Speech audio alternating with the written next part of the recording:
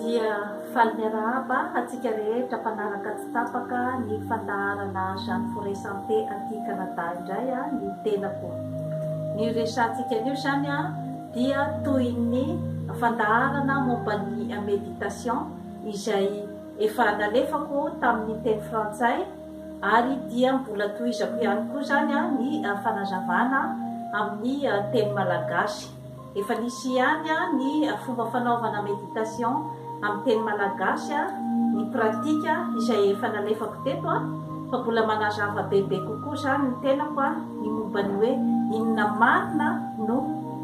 atao hoe méditation. Ny méditation dia fomba fanaon'ireo aziatika zany mba hitezany ny sainy, ny fony ary ny fanahiny mba hoentiny hiatrika ny fiainana andavanandro satria araky ny efa averimberiko eto dia zavatra telo no mitondra antsika olombelona dia ny saina, ny vatana ary ny fanahy ary tsy maintsy tokony miaraka zany ireo telo ireo vao ny olombelona iray vao tena afaka zany miaina an'izany atao hoe maha olombelona azy izany. Ka ny méditation dia fomba fanaony aziatika izy io ary efa mahazo vahana zany aty amin'ny tany mandroso ohatran'ny Amerika Avaratra sy ny Eropa izany ary dia ampiasaina ihany koa zany ho fitsaboana ny marary amin'ireny établissement psychiatrique ireny ary ny fikarohana izay mikasika ny méditation sy ny fahasalaman'ny saina sy ny vatana sy ny fanahy dia miamahazo vahana amin'izao fotoana zao ary maro dia maro ireo spesialista goavana, dokotera goavana toy ny psikiatra sy ny psikology amin'izao fotoana zao izay mampiasa ity fomba fanao ity zany mba hitsabony ny marary satria hita fa misy izany ny karazana aretina izay mitranga amin'ny société zany amin'izao fotoana zao izay tsy sitrapanafody intsony ary dia valanina ny mpikaroka zany ny hoe ohatrany misy zany ny karazana aretina izay tsy ahita-panafana zany hoe tena milavolefina zany ny médecine scientifique sy ny fampiasana ny fanafody amin'izao fotoana zao satria ilay fototry ny aretina mihitsy zany no tokony ho fongorona zany hoe betsaka zany ny zavatra miteraka ny ataontsika hoe areti-panahy zay ngamba no azo hitenenana azy sy ny areti-tsaina izay mitarika any amin'ny aretin'ny vatana amin'izao fotoana izao satria efa mirotoroto be loatra ny fomba fiainan'ny zanak'olombelona amin'izao fotoana izao ary dia manenjika zavatra maro dia maro indrindrandrindra aty amin'ny tany vaventy ohatran'ny Amerika Avaratra enjena ny zavatra rehetrarehetra, enjena ny fiainana ao an-tokantrano, enjena ny asa, enjena ny fiainana amin'ny ankapobeny ka indraindray zany tsy manana intsony ny energie hoentina mandrindra ireo zavatra rehetrarehetra ireo zany ny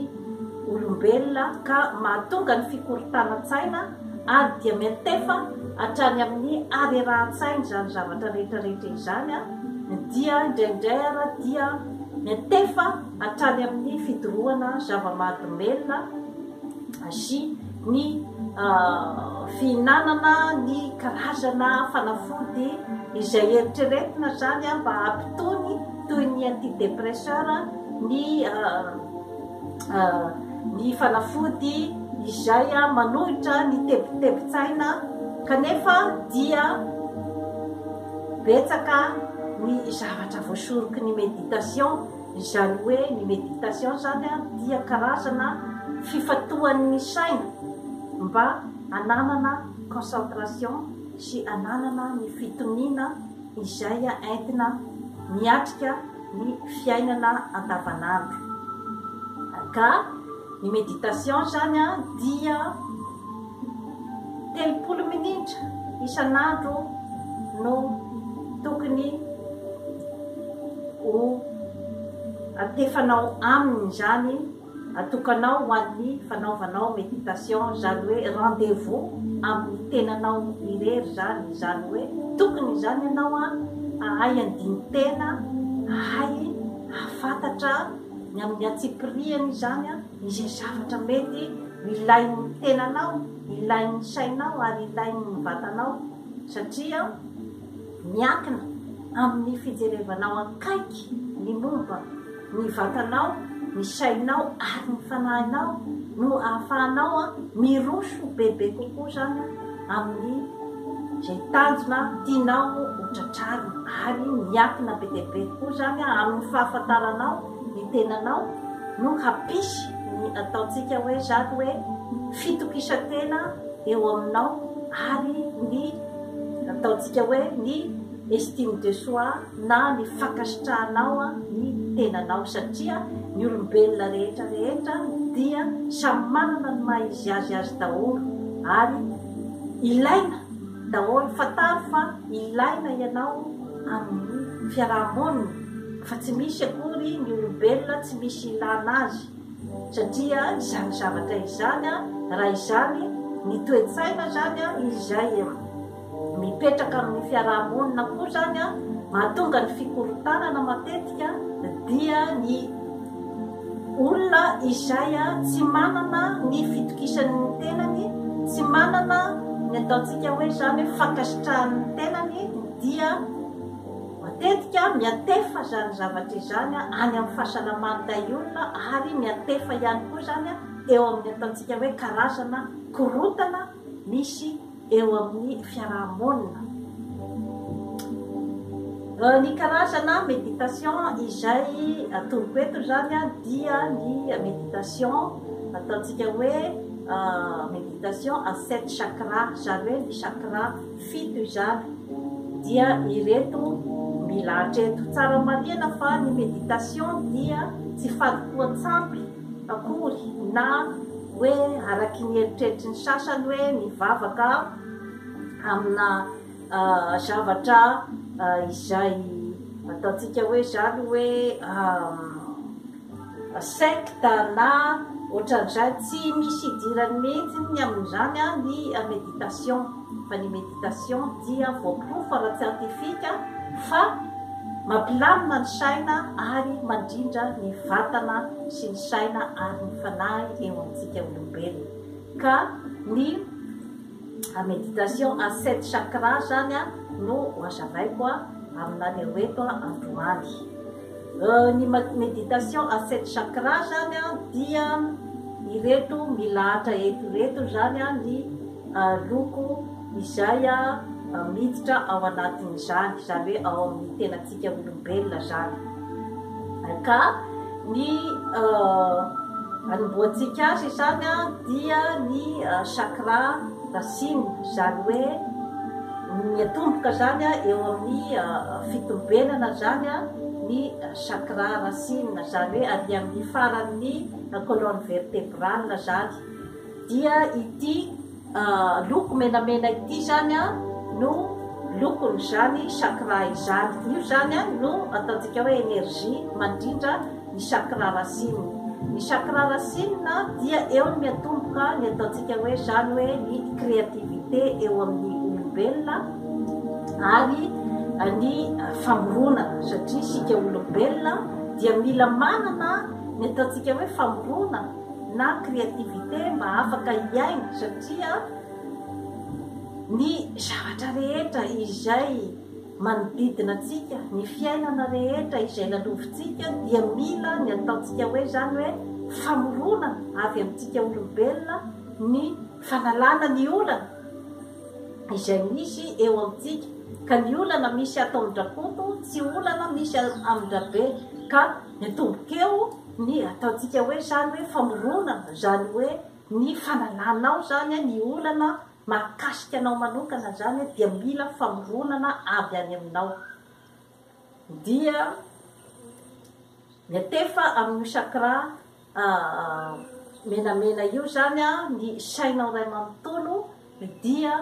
mandefa zany ianao a ny respiration mampiditra ny rivotra amin'ny orona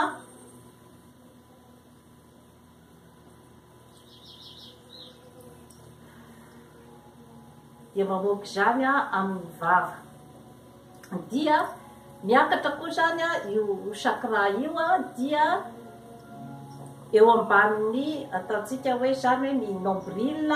eo amin'ny kibo zany a no hiatefariny chakra ny de la reproduction zany hoe ny taofa fananana amintsika olombelona zany eo zany a no miatefa ny eritreritrao a amin'ny couleur orange zany ka ny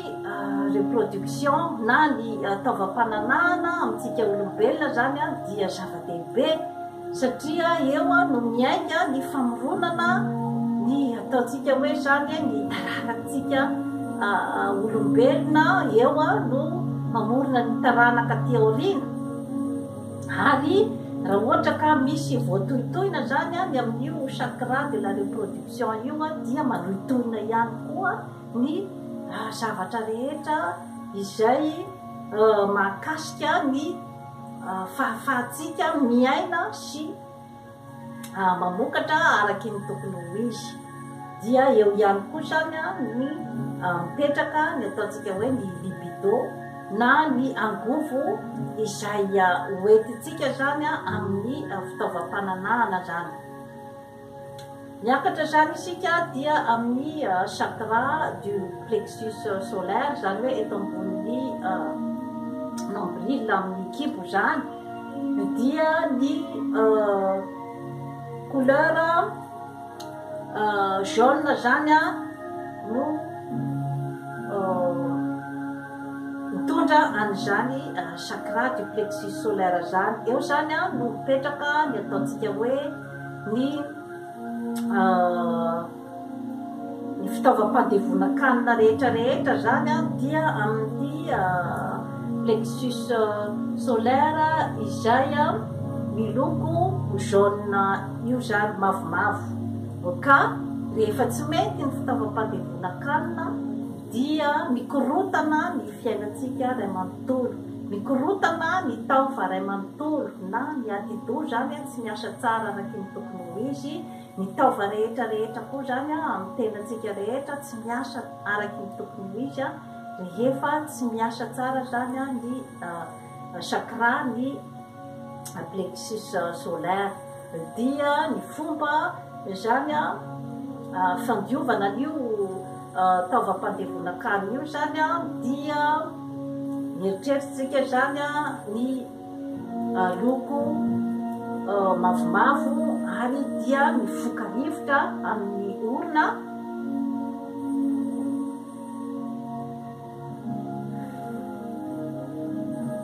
ary mamoky zany amin'ny vava dia miakatra koa zany itsika amin'ny chakra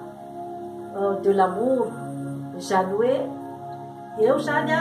eto amin'ny fo zany no toetra ny fitiavana rehetrarehetra izay miasa amintsika olombelona ka raha ohatra ka voatohitohina zany io karazana chakra io zay miloko maitso ny lokony dia mampikorotana ihany koa ny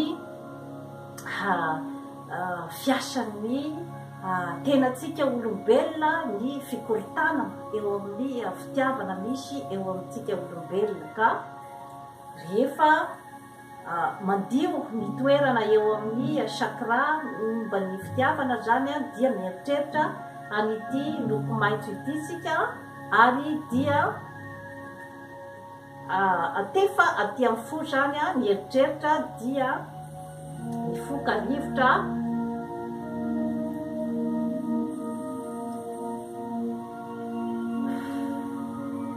ary mamoky zany amin'ny vava dia miakatra ihany koa zany eto amin'ny chakra de la communication amin'ity loko mangamanga ity, zany hoe eto zany ny chakra de la communication. Zava-dehibe amintsika olombelona ny fahaizana miserasera, ny fahaizana miserasera amin'ny olona manodidina atsika, ny fahaizana miserasera amin'ny zavatra rehetra izay manodidina, na ny ataontsika hoe ny biby io na ny zava-boary, dia ilaina izany ataontsika hoe fahaizana miserasera izany, ary mitondra ny ataontsika zany hoe ny expression de soi, na ny fahaizanao zany mametraka ny toerana tokony hisy anao amin'ny fiainana, ny fahaizana miserasera, ary mitondra vokatsoa betsaka ho anao ny fahaizana ny communication. Satria raha ohatra ka voatohitohina ny manana olana ianao amin'ny resaka serasera na ny communication, dia tsy hanana zany ny ataontsika hoe tena valeur izay tokony hisy anao ny olombelona iray raha ohatra ka voatohitohina zany ny fahaizany miserasera. Dia atefa eto amin'ny tenda zany ny eritreritro ray manontolo miaraka amin'ity loko makamaka ity, dia mifoka rivotra amin'ny olona ary mamoaka izany amin'ny vava. Dia ity zany ity fotsifotsy misarisary volontany ity zany dia ny chakra de l'intuition, zany hoe eto anelanelan'ny maso anankiroa zany misy azy io. Ny intuition zany dia zavatra ilaina, de ilaina zany ny fananana an'io intuition io, na ny ataontsika hoe tsindrimandry zany amintsika malagasy. Zany hoe raha tsy manana an'io karazana tsindrimandry io zany ny olombelona iray dia azo lazaina fa tsy afaka hiroso araky ny tokony ho izy amin'ny izay fikatsahany ny maso azy,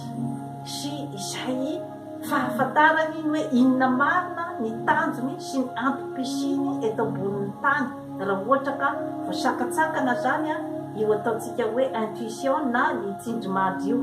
tokony hanana an'io, satria raha ny lalana izay andehanantsika olombelona tsy misy mahafantatra ny ampitso, tsy misy mahafantatra na aomby na tsy aomby ny zavatra izay ataonao, fa ao anatin'ny intuition, zany hoe ny fahaizanao zany mikirakira n'io intuition na ny tsindrimandry io zany no ahafahanao miroso ary manana ny herim-po andehananao amin'izay tanjona izay kendrenao zany amin'ny fiainana. Ka ao anatin'ny fahanginana no ahitanao an'izany intuition na tsindrimandry zany mivelabelatra kokoa zany ho anao. Dia ny farany zany dia ny chakra de la couronne na ny couleur violet zany izay eto amin'ny loha zany no misy azy, ka io zany no mampifandray atsika zany amin'ny hery ao ambony, ka ao no mitoetra zany ny fahaizana mampahalalana sy ny toetoetra rehetra zany izay mahambony ny olombelona raha oharina amin'ny zava-boary hafa. Ka io zany no mitondra ny ataontsika zany hoe ny fifandraisanao zany amin'ny hery